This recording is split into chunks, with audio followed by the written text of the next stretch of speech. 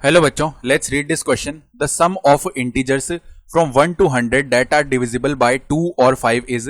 तो हमें सम of integers बताने हैं 1 से 100 के बीच में जो कि डिविजिबल हो या तो 2 से या 5 से। तो स्टार्ट कर लेते हैं हमारे की कॉन्सेप्ट से। तो देखो की कॉन्सेप्ट क्या हो जाएगा, sum of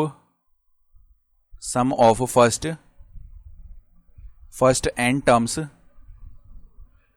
N terms of AP.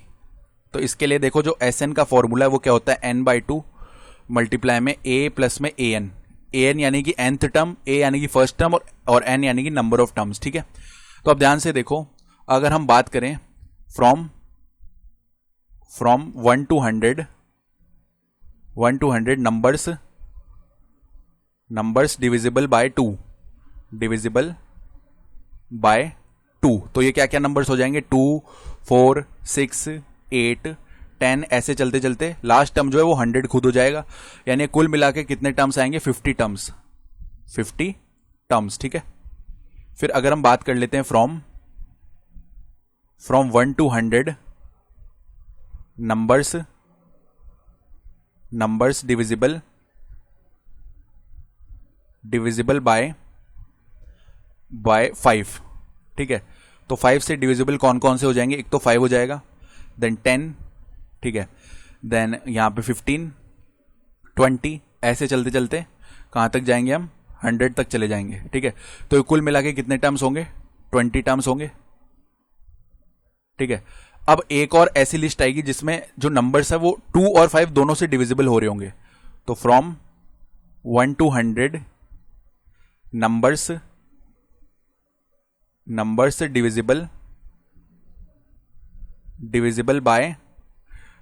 Divisible by 2 and 5।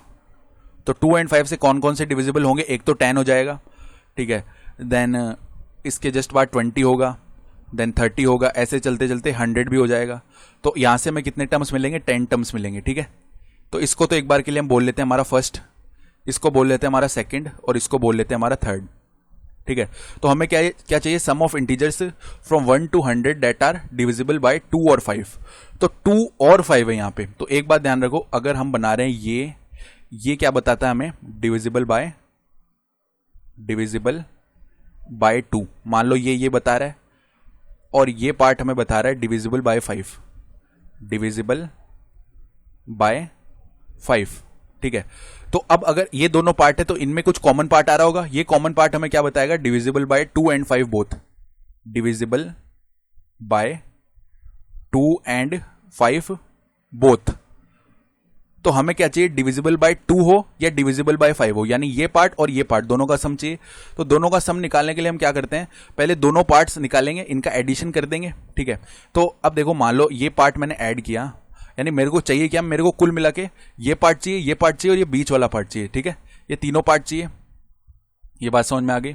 लेकिन अब जब मैं इसकी बात करूंगा, ठीक है, तो इसकी बात करने पे हमें क्या मिलेंगे, सम ऑफ दीज 50 टर्म्स मिल जाएगा, यहां पे सम ऑफ दीज 20 टर्म्स मिल जाएगा, यहां पे सम ऑफ दीज 10 टर्म्स मिल जाएंगे। तो हम क्या करेंगे, ये यहां से जो सम आएगा उसमें इसको ऐड करेंगे। ठीक है, तो इसमें ऐड करने से क्या हो गया, कुछ टर्म्स जो है रिपीट हो गए। जैसे कौन कौन से टर्म, यहाँ पे 20 भी रिपीट हो गया और 10 भी रिपीट हो गया। ठीक है, इस तरीके के टर्म रिपीट हो जाएंगे। तो वो रिपीटेड टर्म्स हटाने के लिए हम उसमें से ये तीसरा सब्ट्रैक्ट कर देंगे। ठीक है, यानी कुल मिला के हमने क्या किया, नंबर ऑफ डिविजिबल बाय 2, तो डिविजिबल बाय 2 में ये पूरा आ गया, डिविजिबल बाय 5 में पूरा आ गया। तो ये जो बीच वाला पार्ट है ना, कॉमन पार्ट, ये 2 बार रिपीट हो गया है। तो ये 2 बार जब रिपीट हो गया तो इसमें से एक बार इसको हम सब्ट्रैक्ट कर देंगे। ठीक है, तो रिक्वायर्ड सम क्या होगा हमारा, रिक्वायर्ड